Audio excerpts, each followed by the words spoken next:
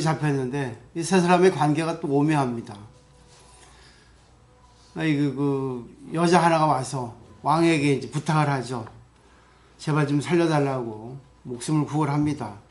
그 정성이 가르쳐서 왕이 그럼 세 사람 중에 한 사람을 살려줄 테니까 자 누구를 살려줄까 이렇게 했어요. 이 여자가 이제 세 사람 중에 한 사람을 살려달라고 했는데 그게 바로 세 사람은 한 사람은 자기 남편이고 한 사람은 자기 남동생 또 한 사람은 자기 자식이에요.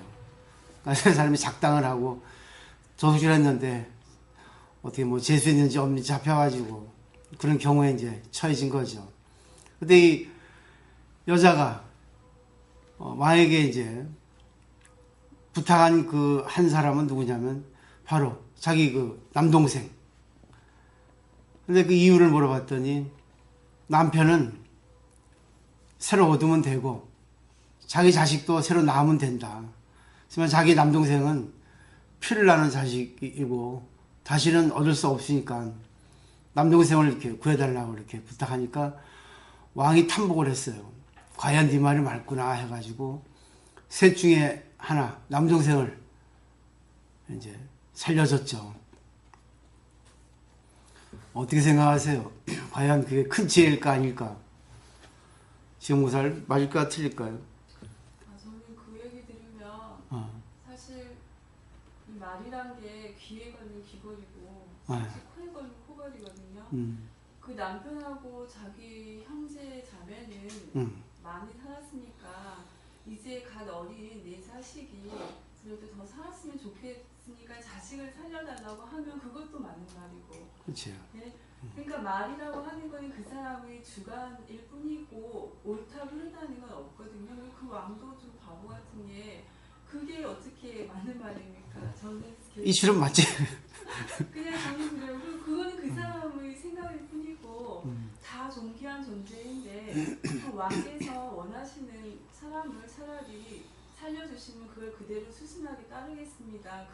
그것도 또 말이 되고 해서 예, 그래. 그래서 말이란 항상 그냥 믿을 게 못 된다는 그런 말씀처럼 그런 경우가 후보살님은 어떨까요? 좀 그렇습니다. 그렇게 그 여자 입장에서는 네. 그렇게 하는 게 맞겠지. 그 순간에 그 순간에는 그 상황에서 볼 때 그분은 자기의 선택이 올 수 있지. 그 여자 입장에서 그 여자 입장은 우리가 이제 잘 전체적인 거 잘 모르고 그냥 상황을 볼 때는 맞을 수 있지만 제가 볼 때는 참 가혹하다. 가혹하죠. 차라리 만약에 선택을 하라 하면 차라리 세 사람 중에 한 사람 살아야 되잖아, 그지? 세 사람 중에 살고 싶은 사람, 살고 싶은 사람. 그 어떻게 이게 어렵죠. 네, 어려워요. 양귀보살은 어떨까요? 저는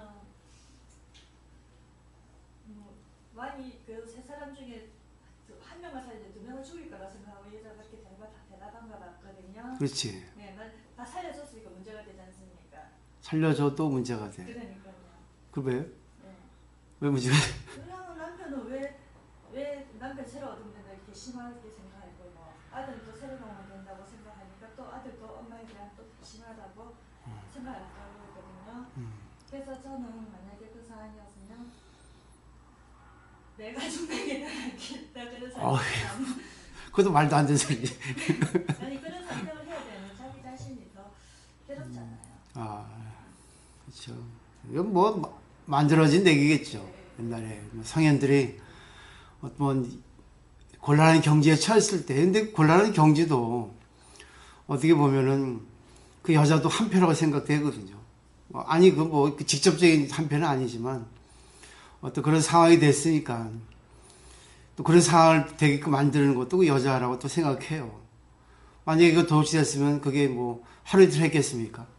수없이 많이 하다가 이제 마지막에 뭐 재수없이 걸렸다고 이렇게 저는 보고 싶어요, 이렇게. 그게 또 사실은 또 아니겠지만.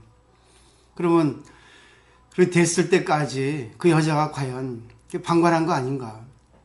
보면 알거든요. 그리고 또 그 옛날이니까 그 남편이고 자기 동생이고 아들이고 하는 일이 있었을 텐데 하는 일에 비해서 무슨 뭐 수입이 많다거나 아니면 또 뭐 하는 일이 뭐 분명하게 보이지 않았거나 또 하는 일에 비해서 돈이 많이 들어온다거나 그럼 의심할 여지가 있지 않겠습니까? 그 여자도 만들어진 건데 여자도 문제가 있다는 거죠. 어느 게 답은 없어요. 어느 게 답은, 그죠? 말씀하신 그대로 답은 있겠습니까? 그 남편의 입장에서는 얼마나 괘씸하겠어요. 자기하고 정말 평생을 다 버리고 자기를 선택하고 결혼했는데 자기 외삼촌 이씨는 그럴듯하죠. 자기 동생은 그러면 나갈 수 없다 해서 그렇게 하는 그 여자를 어떻게 믿고 살겠습니까? 그 자식도 괘씸하죠. 아니 여태까지 자기가 뭐 놔놓고 지금까지 길러왔으면서 자기는 또 얻으면 된다고. 그 자식도 그 자식일 뿐이지 또 다른 자식을 낳는다 하더라도 다른 자식이잖아요. 똑같은 자식은 복시할 수는 없지 않겠습니까? 근데 외삼촌도 볼 거예요. 어떻게 보면. 저 잘 만들어낸 거, 꾸며낸 겁니다. 이것도 맞는지는 모르죠. 그 동생도 그럴 거예요. 아니 누나 그게 말이 되냐고. 나는 고맙지만 누나 같은 그런 사람, 이기주의 그런 생각을 갖고 나는 몰라 해가지고 또 버릴 수 있다는 가능성이 있는 거죠. 이제 저희 말씀을 왜 갑자기 드리냐면 갑자기 생각한 게 이 진짜 이 영과 스님이 깨달은 그 이치가 무엇인가 하는 것이 궁금해지는 거예요. 지금까지 배웠지만 아니 요즘에 그 우리나라의 정치 상황을 볼 때 뭐 대통령도 있었고 정치는 안 하지만 대통령도 있었고 뭐 거기 문제 많은 뭐 김기춘이 우병우니 뭐 최순실이니 뭐다 있었지만 우리나라 정치가 썩었겠습니까? 다만 이제 그걸 이제 어떻게 할 수 없으니까 봐줄 수 있고 또 그 중에 또 직원을 한 사람은 또 이렇게 파면될 수 있었고 여러 가지 보이지 않는 어떤 그런 비하인드 스토리가 많았지 않았을까 생각합니다. 그렇지만 이제 가장 중심이 됐던 사람들이 자기네 입장에서만 생각하지 않았을까.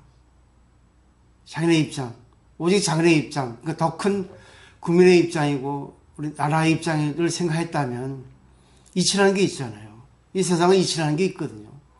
근데 이 그 영가스님의 깨달은 가르침은 세상에 대해서도 적용을 할 수 있지만은 대체적으로 보면은 죄 안 짓고 나쁜 일을 이렇게 아니 남에게 상처를 주지 않고 자기를 위해서 그렇게 않게 산다는 겁니다. 그리고 또 자기하고 인연되는 뭐 식구들 이 영가스님은 자기 어머니하고 누나를 모시고 살았거든요. 그렇기 때문에 스님으로서 뭐 부적절한 어떤 행동을 했을 겁니다. 왜? 돈이 있어야 되니까. 스님들의 뭐 수입처가 뭐겠어요? 신도들의 시주물이지. 제가 무슨 뭐 다른 거 하겠습니까? 오직 그 부처님의 진리를 이렇게 설해주고 그분에게 마음의 안식처 또 인생의 길을 보여주는 대신에 그거를 받은 수익금으로서 이렇게 생활하잖아요. 그럼 나 혼자는 생활할 수 있는데 누나하고 또 어머니 계신다면 문제가 되겠죠. 그렇지 않겠어요? 그렇기 때문에 그 당시에 어떤 그런 문화라든가 그 당시 어떤 배경을 볼 때는 상당히 파격적이고 충격적인 영가스님이죠. 뭐 저 같은 경우도 그래요. 진짜 뭐 현직에 있을 때, 제도권에 있을 때는 뭐 거기 뭐 규칙에 맞게 살아야지만 그것만이 불교가 아니거든요. 나가서 고기도 먹어야 되고 술도 먹어야 되고 신도들과 어울려서 뭐 운동도 해야 되고 그러다 보니까 저 스님이 뭐 저래 그럴 수 있거든요. 그렇지만 불교가 진짜 무엇이라는 걸 이렇게 전해주기 위해서는 불교의 근간을 이루는 사상을 이렇게 말만 해서는 안 되겠죠. 말에 불과한 거니까. 그럼 행동을 통해서 또 생각을 통해서 관계를 통해서 일상에서 살아갈 수 있는 살릴 수 있는 그런 법을 설해야지만이 불교가 살아나거든요. 근데 결국 불교는 세상과 어떻게 좀 이렇게 일치 세상을 좀 활용하기가 좀 쉽지 않은 가르침이에요. 그거는 이제 스님들의 문제죠. 스님들은 자신들이 이제 부모 형제를 다 버리고 지독한 인간이니까 그냥 뭐 욕심만 내려놓으면 살 수 있고 욕심만 내려놓으면 큰 스님 될 수 있고 근데 또 그게 희한한 게 그렇게 되면 돈이 들어와요. 명예가 들어와요. 그때부터는 이제 뭐 놀고 먹어요.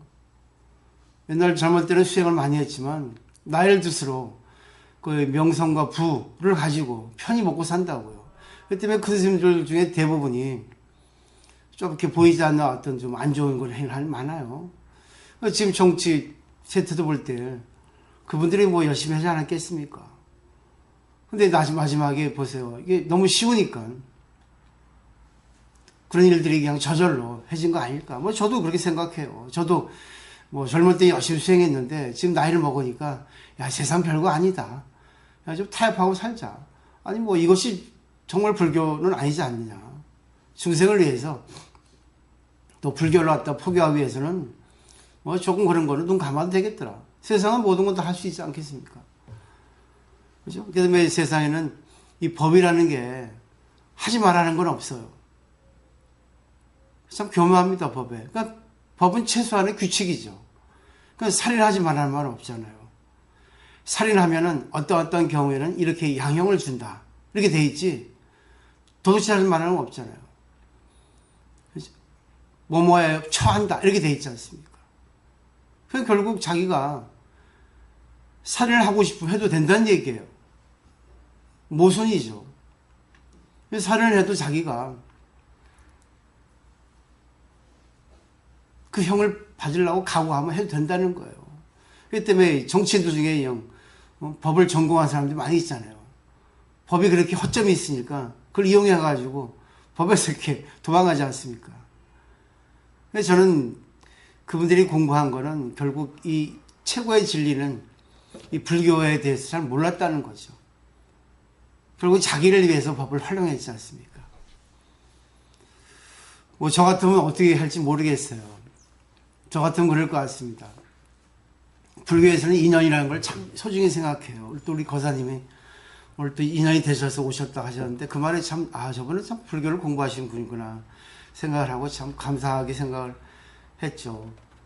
저희는 매일 공부만 하는 데고 기도만 하는 데고 정말 생활 속에 살리려고 이렇게 노력을 하는데 쉽지 않습니다. 불교가 그냥 복만 주세요, 복만 주세요 하고 스님들에게 그냥 그래 복 주겠다, 기도하면 된다 해가지고 그러니까 쉬운데 기도하고 절에 와서 이렇게 하는 건 쉬운데 진실한 가르침을 전해주면 좋기는 한데 듣기는 좋아요. 그런데 실행하기는 어렵거든요. 자기 욕심을 내려놓지 않으면 남을 소중하게 남을 존중하지 않으면 남에게 정말 보시하지 않으면 이거는 진짜 받아들이기 어려운 가르침이잖아요. 근데 공부를 어떻게 인연이 돼서 잘 타게 되면 그런 것이 즐거워지잖아요. 근데 사실 그렇지 않습니까? 우리가 남에게 밥을 사도 내가 기분이 좋잖아요. 남에게 뭘 베풀어도 내가 기분이 좋죠. 옛날에 나이팅게일은 그 시간이 되면 과자를 가지고 들에 나가서 날짐승, 조그만 짐승들에게 먹이를 줬다 하잖아요. 그러니까 어린애들도 보십시오. 과자 먹고 있는데 아저씨 하나 줄래 하면은 딱 주잖아요. 하고 이뻐하면 얼마나 좋아합니까? 그런 마음이 우리한테 있는데 문제는 이 세상이 이 자본주의 사회가 나라를 망친 거죠. 자본주의는 돈만 있으면 돼요. 숫자 싸움이잖아요. 그러니까 돈만 많으면 좋은 거예요. 돈만 많으면 내가 최고고 하니까 돈으로 안 되는 게 어디나 있어요. 세상에서 우리나라만큼 돈으로 해결되지 않는 나라가 없답니다. 세상에서 우리나라처럼 스님이 편한 나라가 없어요.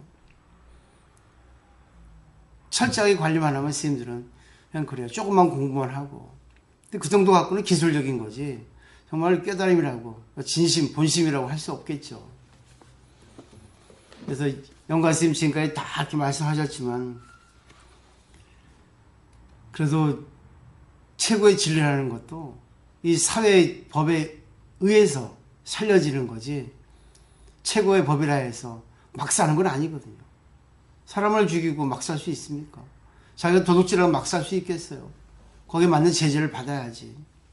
그렇잖아요. 혼자 사는 세계가 아니잖아요.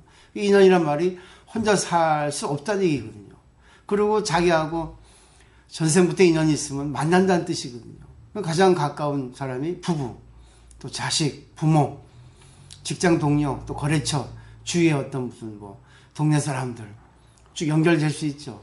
가장 가까운 사람끼리 옷 벗고 자고,